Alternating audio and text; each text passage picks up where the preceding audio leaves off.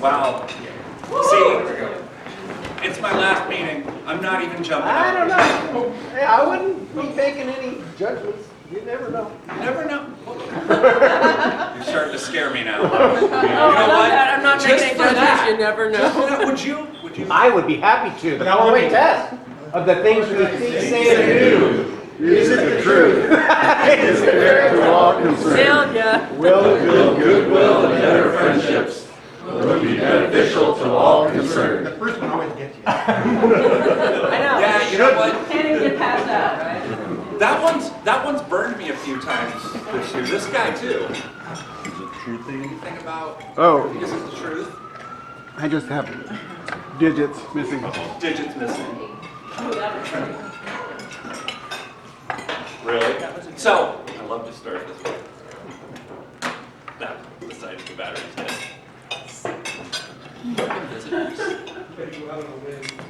Yes, go out on a whim, exactly. I'd like to introduce Mark Gould. He's the superintendent for Peninsula School.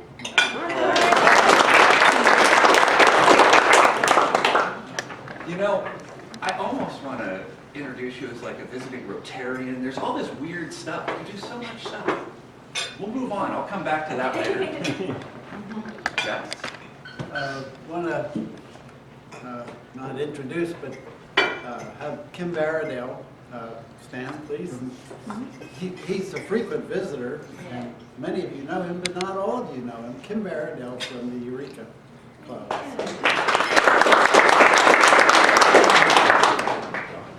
All right. Oh. Yes. No, yes. No, you didn't. I have a yes. I brought my wife Holly today.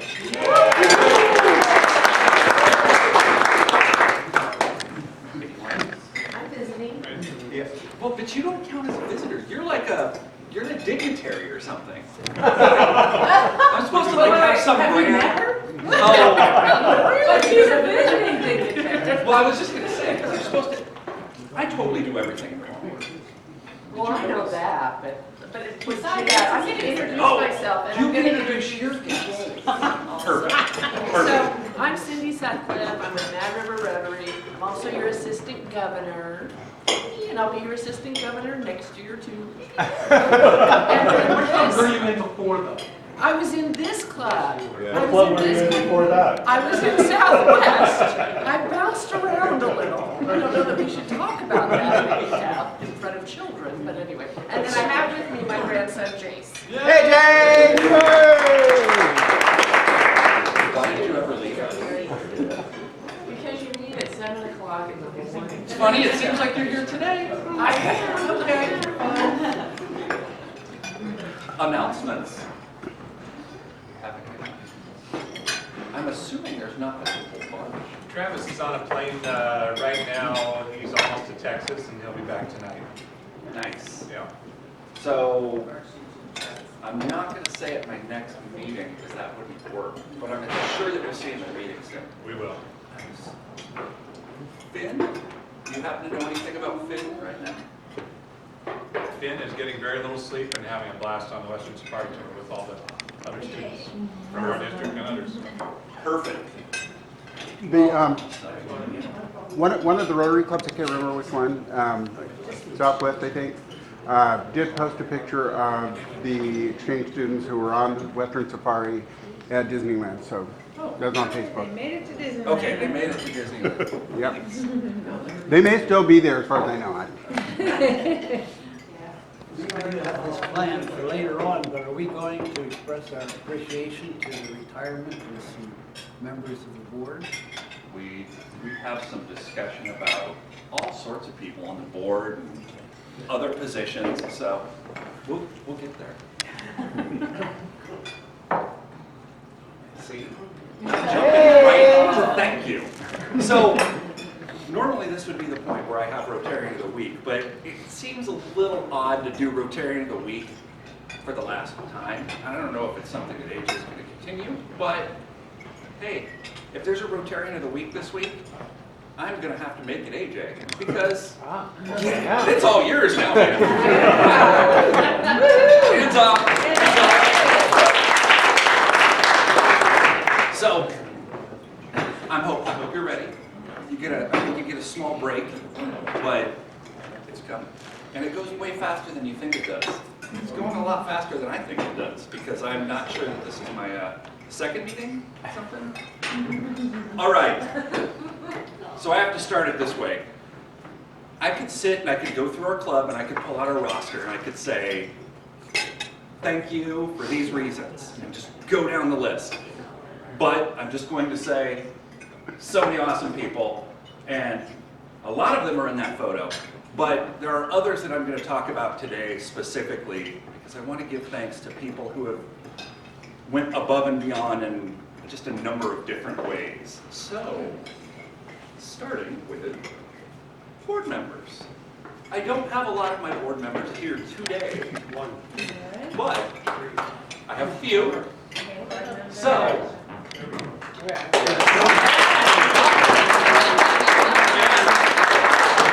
is what I love about board members in general. This is the, I'm going to borrow the chair. This is great. Can the board members please stand? Apparently you can't. I like that. So maybe I'll keep this here. This might be fun for other things. So some of my board members are leaving, but we'll address that shortly. Committee chairs. How many people here are committee chairs?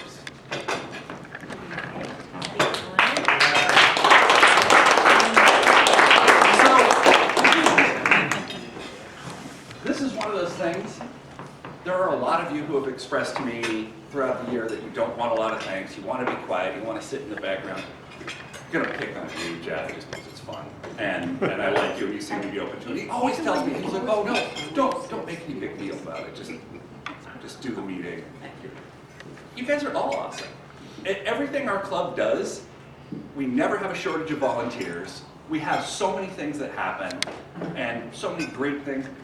I don't think this is a committee, but Karen brings me flowers every week, so AJ. Make the sunshine. Take care. You have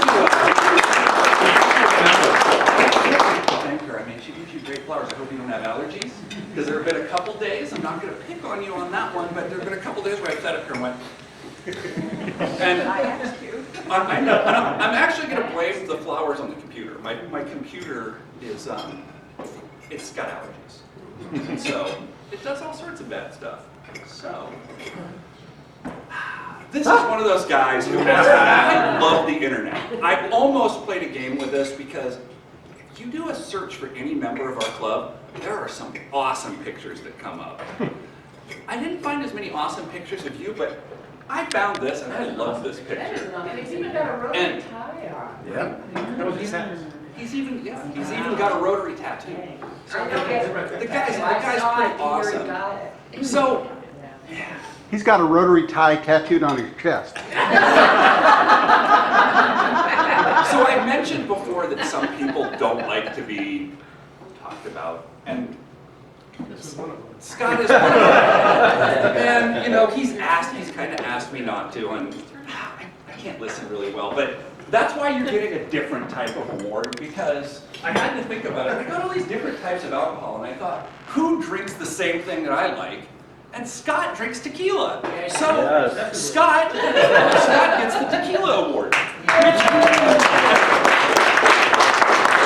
I really appreciate everything you do, and I have to say this club would be a lot different if you weren't around, and everyone knows that. And you can see it in just everything that we do. And you're here every morning. You're like one of those people that, if you're in town, you're here. And when you're here, you're here. And when you're not here, you're here. You've called into our meetings. So, not a lot of people do that. So, enjoy the tequila. That's what I drink. And I know you drink other things and you have a better taste for tequila than I do, but That's a good one. Thank you. so, yeah, tequila award. So, it kind of ties into this photo, so thank you for a lot of the stuff that you did with the Bayside Community Hall. So, has everyone had a chance to make it out there and see what we've done? It's amazing.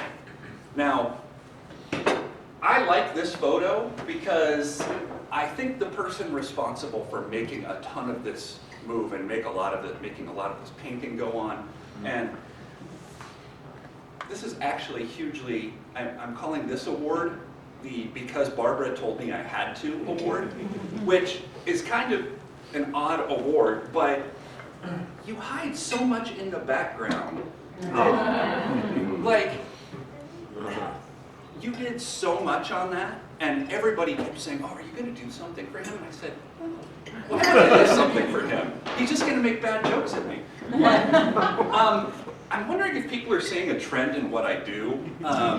We made these jokes about the club that drinks, and I made them opening a bar, so it just kind of seems fitting to give people alcohol. So you get the Thanks for Helping the President So Much award, because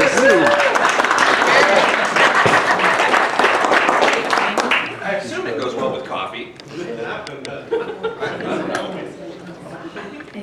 So,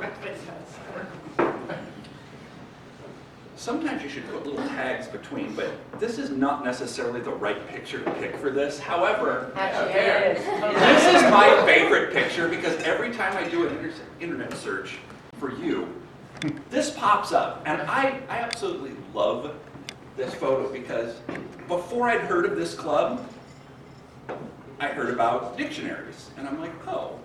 And your name was the first name I ever heard from anybody in this club because of dictionaries. And so it's one of those things that I really like. But it has absolutely nothing to do with why I'm giving you the award. You've been our treasurer for 10,000 years, something? A lot of years. A lot of years. Don't exaggerate, it's been like 500. You used to look really good back about 400 ago with the hair. But, so, I'm really excited that you've done that and you've helped us, but, well, before you, that's over you. Look at his eyes. I was just wondering, I did say that during my year we were going to try to find you a replacement. I guess I kind of failed. I guess we have to pass that credit to AJ because you're still here, but you did do your last board meeting. Woohoo! Correct. Yeah. Who's your replacement? You!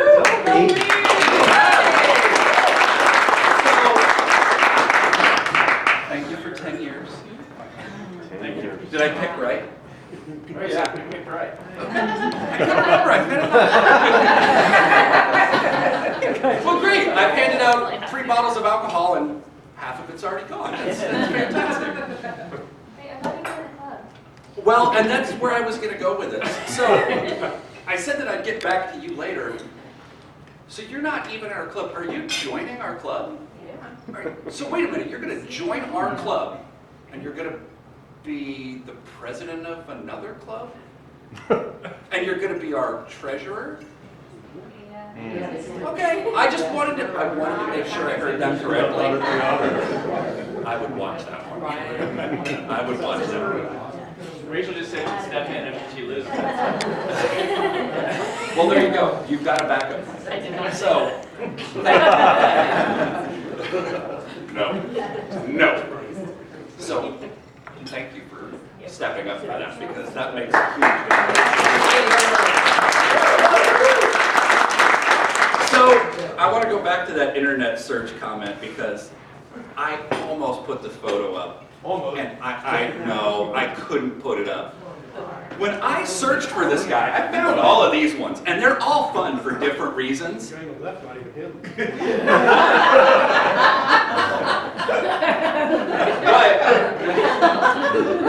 I like that that happened too. Yeah.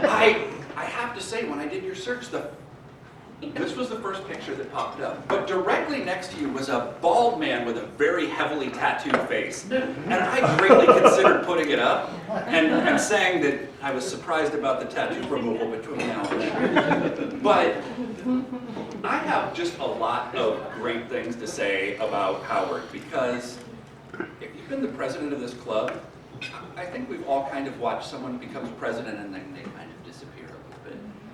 You did the opposite. I think you're around and do more than you did when you were president.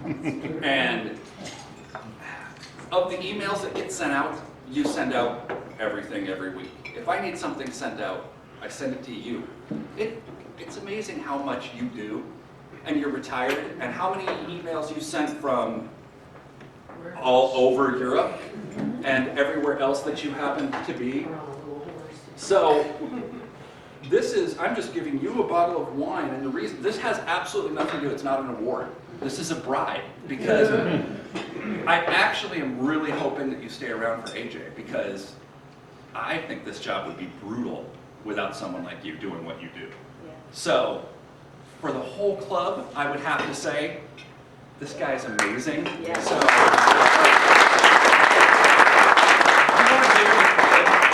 yeah, that can be from us. It works out well. Who's that guy in the left? Thank you. That's what I was saying about internet pictures. It's fun. You can find there's all kinds of things that you can find, but I had to put up some odd ones in there. I just still love that I couldn't crop it out. I couldn't crop it out. So, all right. Just see, Nick is slowly moving this way. Psst. Hey, Nick. What's going on? Come here, buddy. Well, hey, we'll talk about the raffle. So, I heard this rumor that I can do all these different things with the raffle, and people pull tickets. So how many people have tickets today?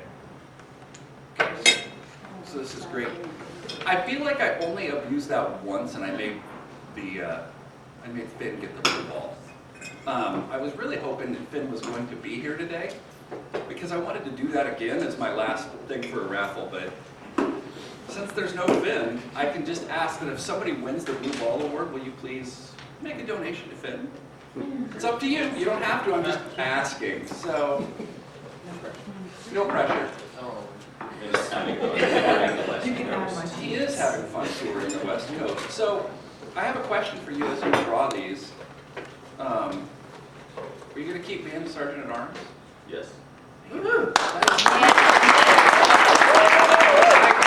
Actually thought about bringing you a bottle of alcohol because I wanted to say thank you for being Sergeant at Arms, but you have declined me all year to have a drink with me. I have, yeah. Yeah, so you don't get the alcohol until you have it in person with me. That's all right. That's the rule. Sorry. We'll just make up for it for all year.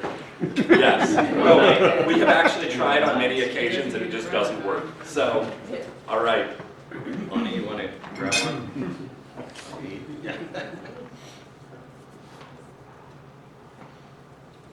All right, the last four numbers. Last one, yeah. 6838. Awesome. Draw the blue one. Do it. He's like, That's kind of what I'm asking. he's like for, you thinking, know? I got kids. $5. All right. Give it to Finn. Give it to Okay. I'll let you draw the next one. 6832. We missed it. Nope, right here. 6832. I was right in front of you. All right, Finn. What do we do? Venmo in the money or? $5. Well, Keep it in. That if looked, I'd been here, I wouldn't have minded, you know. that looked pretty blue to me. I'm just saying. I did do that once, and if he was here, it would have magically turned blue. But, all right, does anybody know this guy?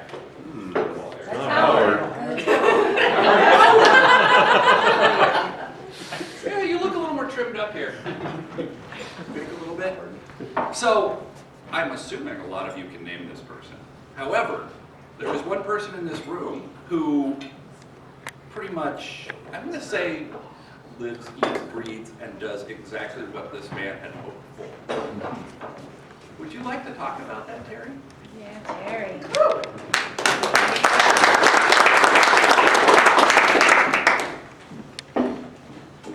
So, you all know how I feel about Paul Harris. Oops, and I just skipped Oh, that okay. picture. That's not me, that's not him. That's not Paul Harris. Wow, that. And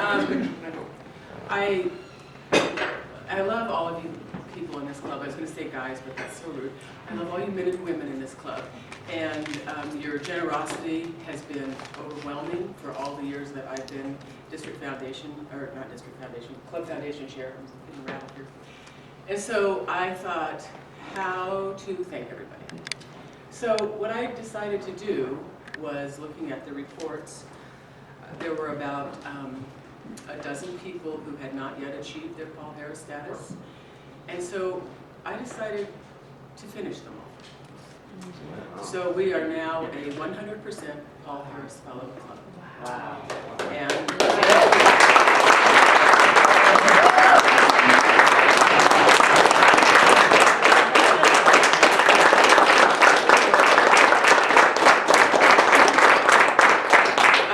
The foundation is really, really busy this time of the year. They haven't processed. I've gotten some of the certificates and the pins. I don't have them all yet. And I'm hoping that maybe at your first meeting, AJ, I can have a few minutes to go ahead and make it official that way. But thank you, everybody, for all you do. And thanks in particular to Scott, who has been my fellow angel partner in crime kind of guy, who usually comes to meetings with a roll $100 bills when it's Final Friday, and what do you need is his mantra. So anyway, thank you very much. And thank you. Thank you. Now, definitely, there are a couple things before you go. What happened with all the Final Fridays and what happened with the Paul Harris's? I love the fact that the designation of Paul Harris Club, once a club has it, you are a Paul Harris Club. Not necessarily the best thing. It's a little weird because years can drag out, but we just need to keep that going. And I'm sorry it's not Boogles. That's okay. I should show manage. You're welcome, and thank you for everything that you've done this year. And I have to say, it's important, I'm going to get to this in a minute. You were that close on the Rotarian of the Year. You didn't miss it. You're still a Rotarian of the Year because you are amazing. So, and thank you. You've been super supportive of me the whole I year. appreciate your help too, because the person who stands here with the gavel is the one who sets the tone. And we've talked all along about what we want this club to look like in terms of foundation giving. And we've done it. We have all done it together. The exciting thing, and are we still number 2? Right now, we're number 2 in annual per capita in the whole district out of 47 clubs, I think there are.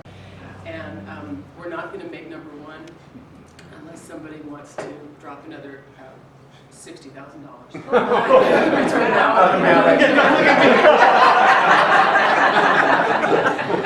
If you don't ask, you don't get. Actual. This better have been in Yale. So, if I could get you to hop up for a second, AJ. I will now be perfectly passing the precious past presidential plaque properly. Priceless. Do you like that alliteration? I did that for you, Nick. Very alliterative. It's perfectly. It's a little strange that I'm passing the press.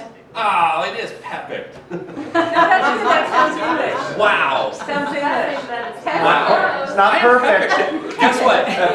Perfection. So you will note that you have to finish your term now because you're already listed. So, congratulations. All right.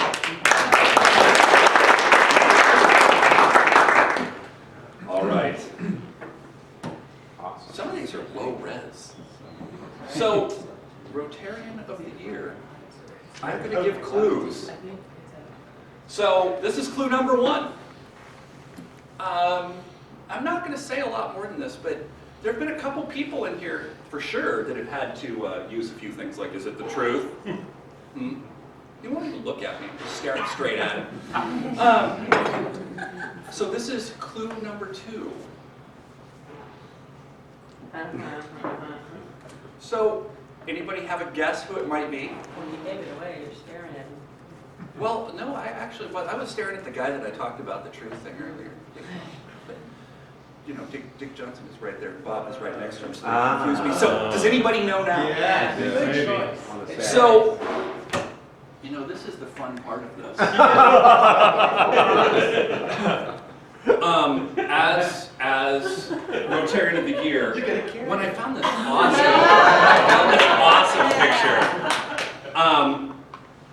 you actually do your gift as my Rotarian of the Year is literally you get this carrier.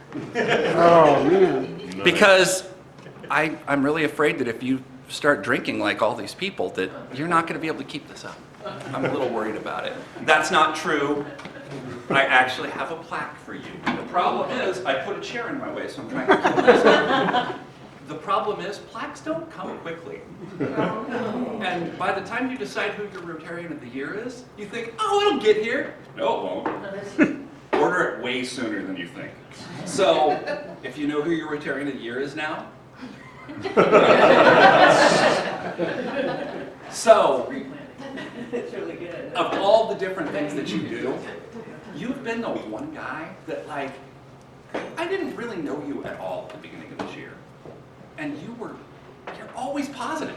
There's never anything negative out of your mouth. Well, maybe there are a few things. But the fact that you just had fun the whole time, and you made more meetings than I did, makes me feel kind of bad. But the Sunrise spirit and consistently doing that, I don't see other clubs with a letter like that.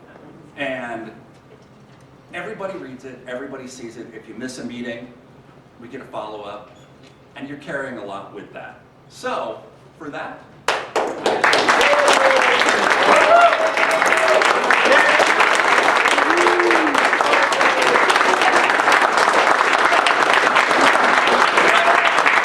I do also have to note that you were yet another one of the people who said that you really didn't want recognition. So, too bad. So, on that note, thank you to everyone who is a Rotarian of the Week. Thank you to everyone who's on a board, who's a chair, who does anything with Rotary. So, there's a bunch of Rotarians in this room. Just keep being Rotarians. I really appreciate what you guys have done, and you made this year was really easy and a lot faster than I thought. So, thank you. Thank you, Ray.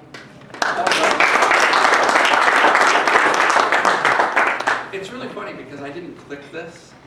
So today's speaker is Lonnie Grafman, and I totally know Lonnie.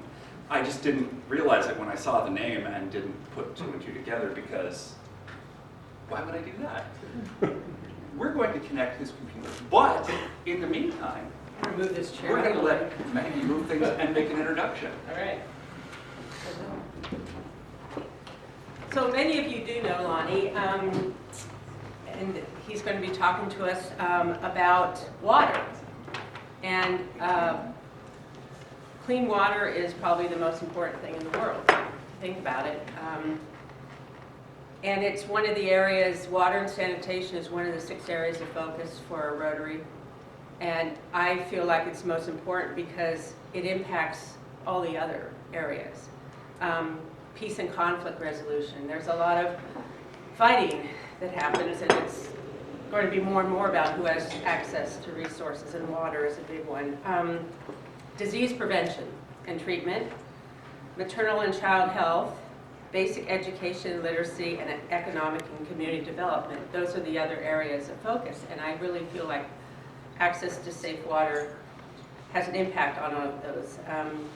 Without access to water, there are children around the world who may not be able to go to school because they're busy collecting water for their family, or women who are collecting water for their family. And sometimes these women in war zones are collecting water, women and young girls, and they're being assaulted in the process of going out far away. So water to me just is so important. In this country we just assume we're going to have good water. We think we have access to safe water, and for the most part we do, but then you look at Flint, what happened in Flint, Michigan, and we realize it's just not guaranteed. So, you know Lonnie, I don't know how many of you read his bio that was sent out. If you read that, you know he probably never sleeps. If he does sleep, he's probably still trying to figure out his next great idea. So we made a donation to his work for in Haiti, and we asked him to come today and talk to us about that. But we also asked him to come and talk to us about water catchment systems and how we might be able to integrate that technology into one of our projects locally, because there are a lot of opportunity. We get a lot of rain here, and we have opportunities, and we're hoping that maybe we can learn from him and see how we might be able to in the future put some of our resources into helping somebody locally catch water. So there we go. Lonnie, you ready? Have I stalled enough? You stalled, that was great. All right. So, there we go, Lonnie. Hey everyone, I heard there'd be alcohol. Is that? I'm not sharing. That bottle cost you $60,000. I'm really excited to be here and to follow up on what we were able to use your money for. It came at a fantastic time, and most of it went to a project in Haiti, and then we had a little bit of money left over for books for some other places that I'm going to share with you.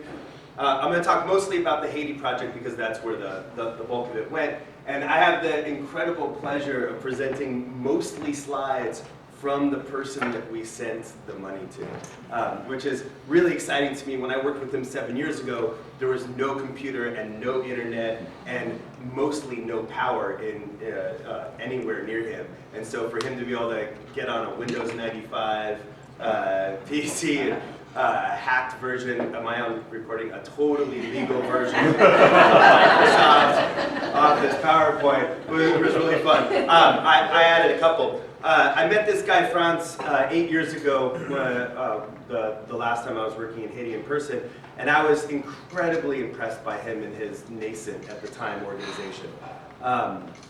He worked with a group of young men between the ages of 16 and 30, with him being the oldest one. And I heard stories that were kind of amazing to me. I want to share just one and be cautious of the time. Here's the one that hit me the most. One of the young men, I was supposed to be just consulting on how you do projects, right? And one of the young men, his main problem was that he had to fight to walk from his community to the community center where they were working. Because people thought that what he was doing was stupid. The idea of volunteering his time to his community. They thought that he should just be working and making money, as if you can't do both. And I remember being like, wow, like I have problems getting people to go do volunteer work because it's 7 a.m. on a Friday. Okay, I had problems coming doing it's like 7 a.m. When I send you a message at like 6:30, I'm like, what time do I show up? Like that's like my big dilemma. I'm like, I gotta get up, and he has to like physically fight. And they managed to make it. They stayed as a community group, and what they ended up doing was opening an orphanage. And then at that orphanage, teaching about agriculture and business so that the youth will be able to have food and careers as they grow up. And so these are some of his slides. This is not my clicker. This is my clicker here. They run this agricultural program. Here are some of the youth. They also have to walk sometimes 5 kilometers, between 2 and 5 kilometers, to get to this very dirty river to collect their water. So that's where all their water is coming from. So not only is it dirty, but it also is quite a distance. And so what they wanted to do was build a rainwater catchment system. This right here is probably my favorite photo of all time when it comes to my book, and it's him. This is Franz teaching his kids from the rainwater book that you all supported. It's got drawings on the board about rainwater catchment, and he's like, okay, we want to build this. And that's when I came to Rotary, or actually Rotary was like, okay, what are you doing? And so I showed a bunch of projects. This is the one they picked. They built this hole in the ground. They taught students about it. Then they started building up the walls. And then finally, they got to this point. So they started there. Now they have this building, roof, underground cistern for the water, and this is the water that they're now using for their community garden. They are trying to build out more roof areas, so they'll collect even more. But it was an amazing and also slow success because the prices in Haiti kept changing so rapidly. But we were able to get the money, once you all committed to it, we were able to get the money in their hands. It was so fast, and that really helped. Franz tagged the Rotary Club on Facebook, and that's been really fun for me to watch. And then just recently, I got to watch Franz having a conversation with some of our community partners in India about their rainwater catchment system. And I was like, this is an amazing world, right? Like, you know, here's one community I work with that makes less than $1 a day in Haiti, giving advice to another community I work with that makes less than $1 a day in northern India. And they're doing that seamlessly over the internet, and I just thought it was awesome.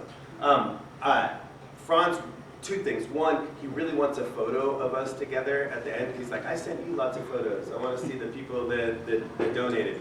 But also, he just wanted to say thank you. You know, he's one of those guys that just works tirelessly on his cause.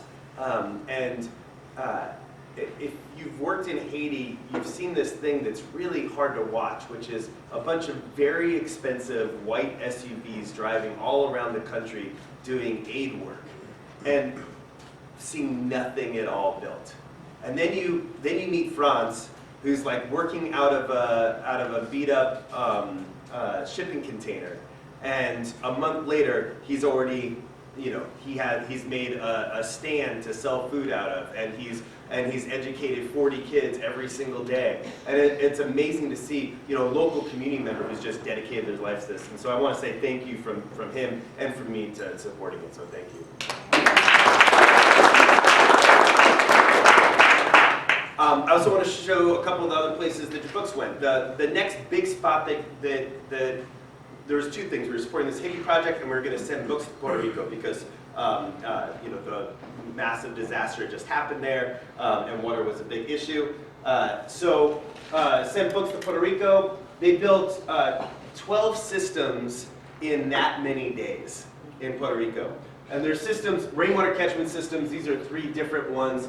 What they did is this group, it was actually led by somebody who went to Humboldt State University, Miles Danforth. I don't know if any of you knew him.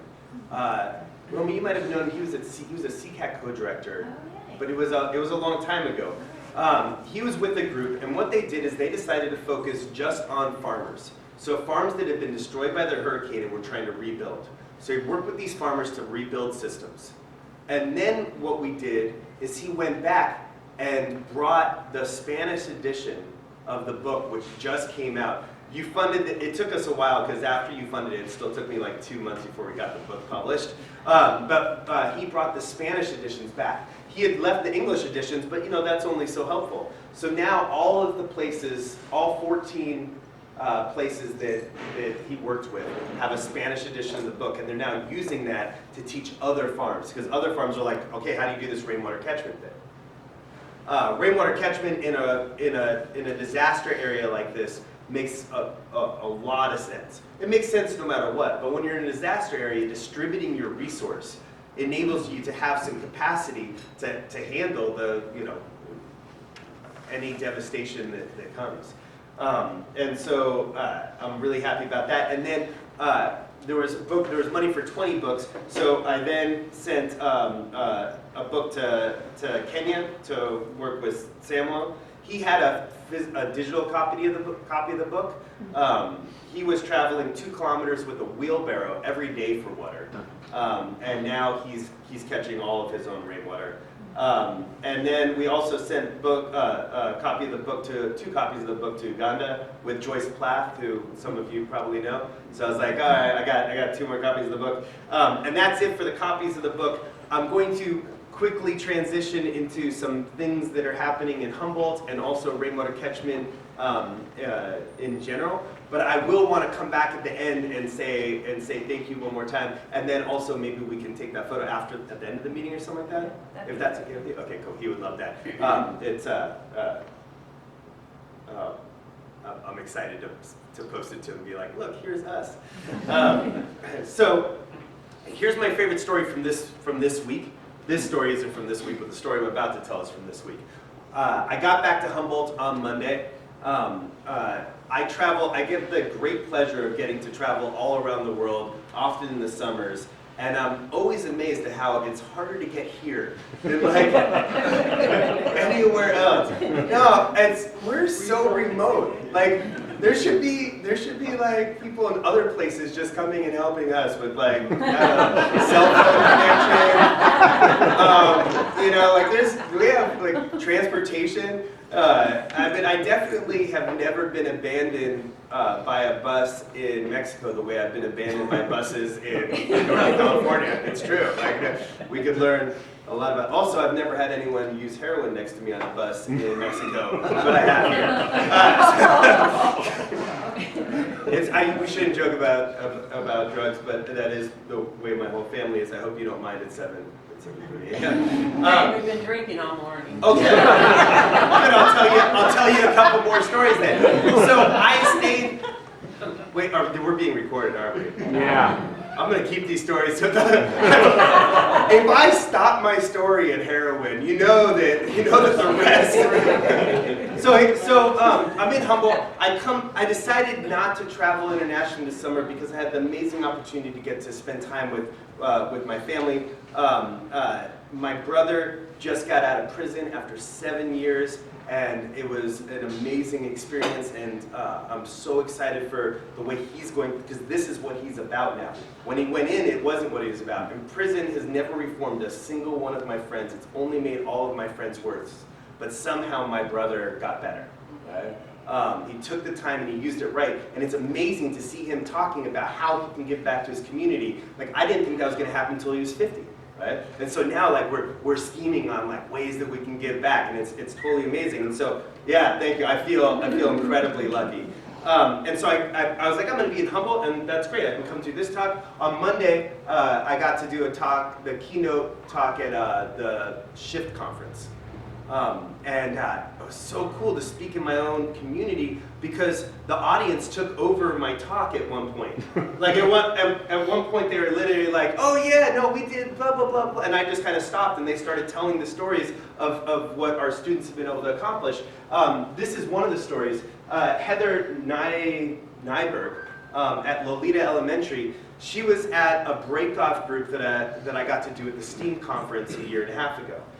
And she just showed up on a whim. She's like, they could have gone to any breakout group. She's like, that one looks fun. And the way I led the breakout group is I gave a really quick talk on what rainwater is and how it works. I'm going to give that one in 3 minutes here.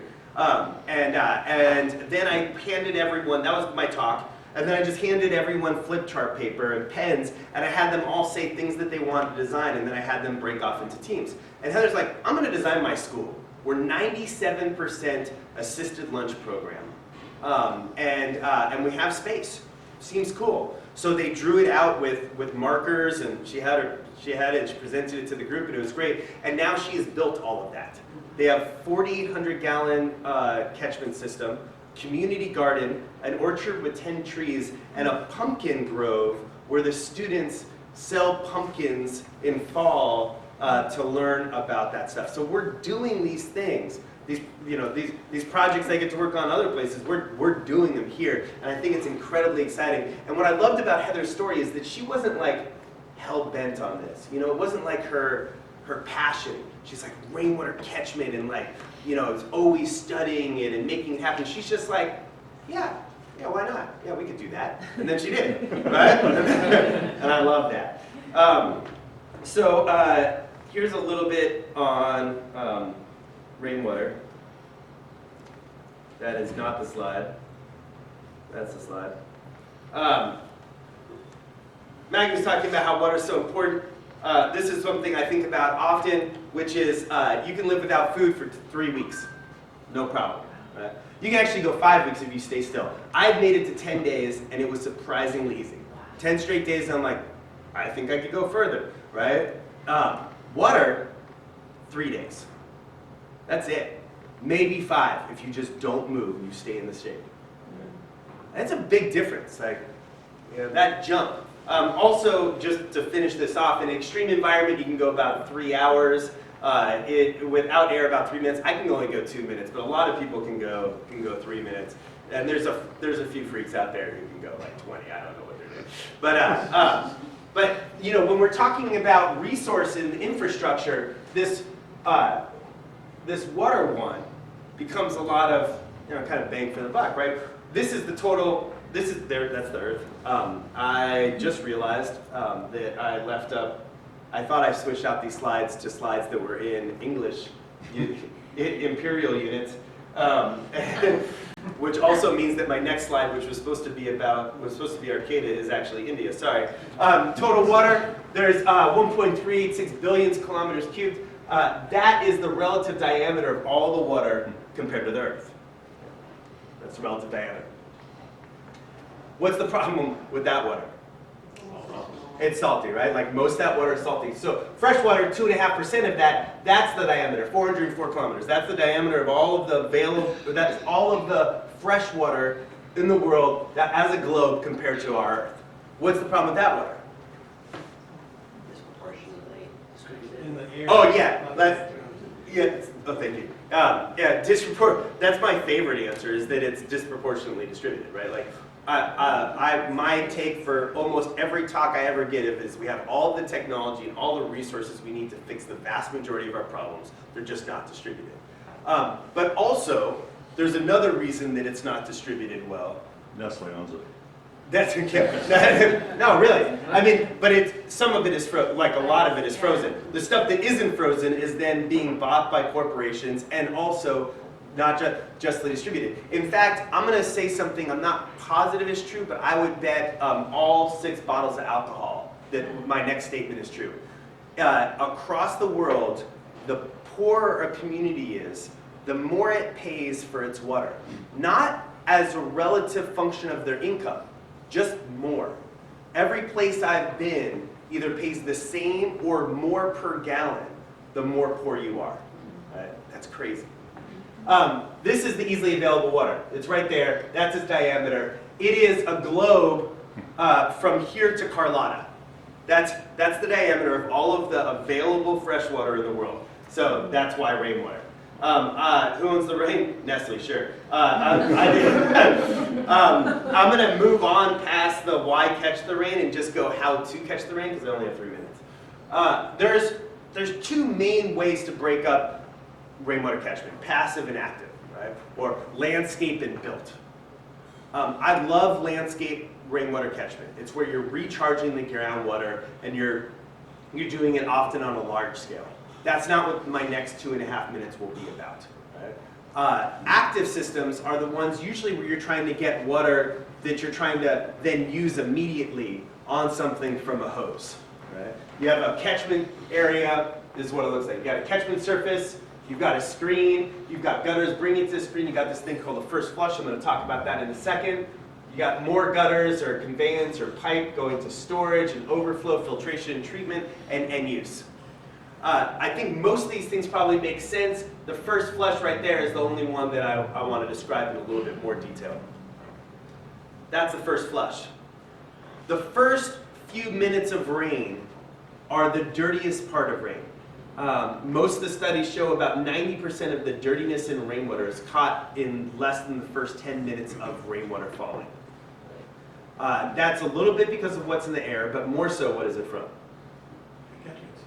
Yeah, it's what's on the roof, right? Like, if you're in a rural area, that's dirt and poop, because birds land in poop and they land on your roof. So don't lie to yourself and think your roof doesn't have poop on it, right? If you're in an urban setting, then it's polluted, like a lot of other pollutants, air pollution, industry, cars. So what you do is you have, one of the ways of dealing with it is you have water come into this pipe and you have a ball that floats up. And as this dirty water comes in, the ball floats higher and higher. And when the ball gets to the top, the water can now come from the roof and out to the rest of your system. Super low tech. And you can build it almost anywhere. I had 2 graduate students from UC Davis land in Dominican Republic yesterday, and they're like, "Where are we going to buy our first flush?" I'm like, "You are just going to make it." Like, oh, yeah. And then after the rain is done, the system drains, either manually or I'm super lazy, so I just have a hole in it and it's just always draining, which means I'm losing a little bit of water while it's raining. But that's okay because catchment is rarely my problem. It's storage is my problem. Like I almost always have enough rain, almost anywhere I've been. I just don't have enough storage. So it's okay that I'm losing it while it's raining because I'm still going to fill up my end system.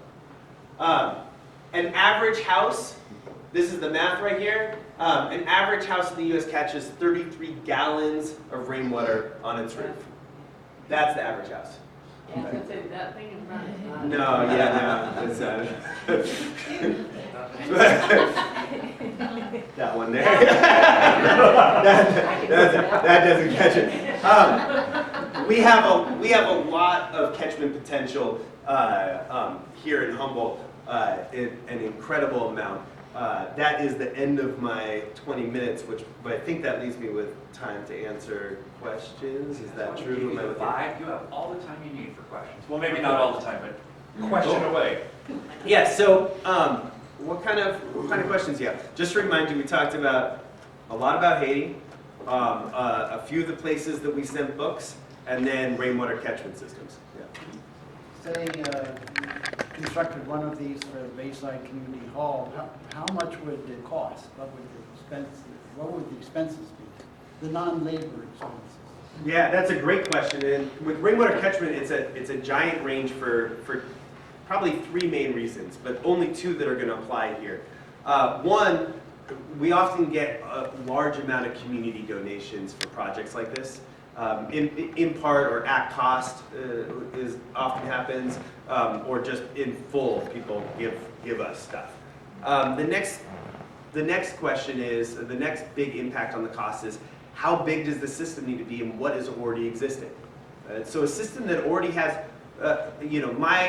ideally I'm coming into places that already have gutters, My ideal is when I come to a place that has gutters that need to be cleaned, so it's like, oh, we're already going to be successful because we're there and we're going to clean the gut. Like, sweet, we're already like success 1 done. And I also love places that are having a lot of erosion from the gutters because it's like, cool, we're going to fix that right away. No more erosion around the base of the foundation of the house. That's great. If you already have all of those things, then you just need a first flush system. That's under $100, well under $100, depending on what resources you have, and then a tank. And here we have a lot of tanks. For some reason. And it's amazing how many places sell tanks that love projects that are not marijuana. I'm just unless that's the Bayside Grange's plan. I actually don't know. But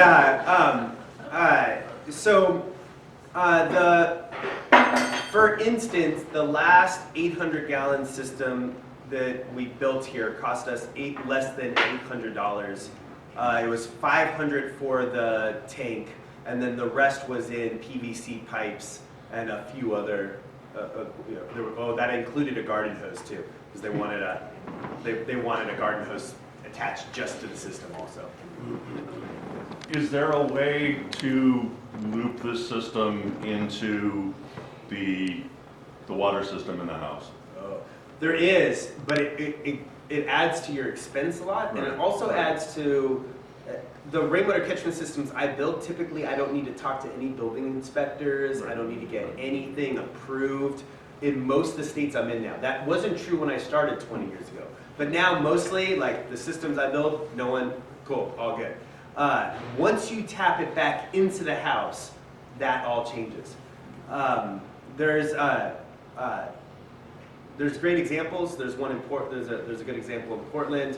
I think that maybe the BSS building at HSU is using rainwater for the toilets. Maybe it was supposed to, and now we don't talk about it because it really isn't. I'm not sure. Does that answer your question? Yeah, it is possible. But it makes it a whole different process if you're it makes it a little bit harder because you got to tap back into the house this way. I think that often it's worth it, but most of the cases that I'm dealing with, there's so much water being used on the outside of the house that once we do the math, it's like, oh, well, this is going to use all of our water, and now that's all water we're no longer using the cleanest water in the world, right? Because when we all just reflect that we use the cleanest water in the world, and this can be like the third time I say this word, so maybe this is another reason not to wake me up this early, but we use the cleanest water in the world to poop in, right? That is a little weird, you know, like, sorry. So it kind of, the first flush water, if it's got pollutants or dirt and stuff in it, does it just, can you use that water? What do you do with it? So in an ideal system, it depends on the layout. In an ideal system, I use it on ornamentals. It's very clean water. It's just not super clean water. So my ideal is like if people have shrubbery, non-edible shrubbery, that's my favorite place to put it. That. Yeah. Does that? Yeah. That's at the Bayside. No, it's not called that anymore. No, sorry. The farm is now called Bayside Park Farm. The Bayside Park Farm, or Arcata Educational Farm. Sorry, I can't remember which one it changed to. What we use the first flush water there for is cleaning tools. So they keep it stored, and then they open it up to just clean off their tools, because it's definitely plenty clean for that. So, two quick things. One, can you stay after for a few minutes for more questions? Because I think there are a few more to come, but I know you want to also stay. So, let's get that done, and let's say thank you for coming and speaking to us, and this is a donation we made in your name to the Women's Charity Foundation. So, Fantastic. yeah, thank you. Thank you. All right, so I'm going to hit this for the last time, but everybody has to stay for a photo. Right. So thank you. Thank you. And Yes. it's been fun.